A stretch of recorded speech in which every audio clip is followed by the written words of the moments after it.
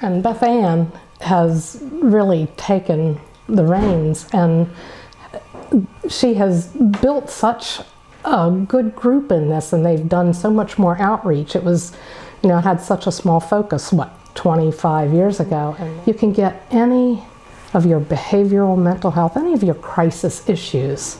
They seem to be able to handle whatever you need in a quiet, professional way. When we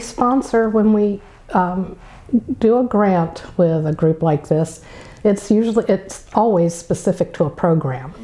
This most recent grant, we were able to secure funding to supply what's called comfort kits to our rape crisis victims. So the nature of our agency is that we're 24/7, and we respond to the area hospitals in Chestertown and in Easton and in Cambridge. And when we meet with a victim who has been a victim of sexual assault or sexual abuse, we're able to provide them a comfort bag because their clothes are more times than not kept by the hospital. So we provide them with new clothes, so a sweatpants and sweatsuit outfit, some socks, some underwear.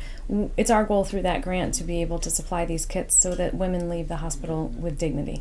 But it's one of those things that there's not really funding for it, and so the Women and Girls Fund, making the lives of women and girls better with those pooled resources, as we all hear about, really have given an opportunity for us to say, here's something that we do, but we burn through these kits very quickly because the response continues to be high in our community for sexual assaults. And so, we can be at the hospital an average of 14 to 17 times in a month. It's our jobs to say what we're hearing about in the news, not to emerge in there and have an opinion about what's happening, but we're all talking about mental health, awareness and rape crisis and sexual assault. So I think those are all very relevant topics. And this is how you can help everybody within our community to make sure that we are safe and as strong as we can be. We're not the fun topic that, we're not the football scores, we're not the circus coming to town. We're the topic that people need to hear about. It's not always a comfortable conversation, but it's the kind of service that we really work to make a healthy community from start to finish. And so part of one's mental health comes in services through the Rape Crisis Center if they've been a victim of a trauma or a sexual assault. So we don't really see a gender barrier in terms of how our services are delivered.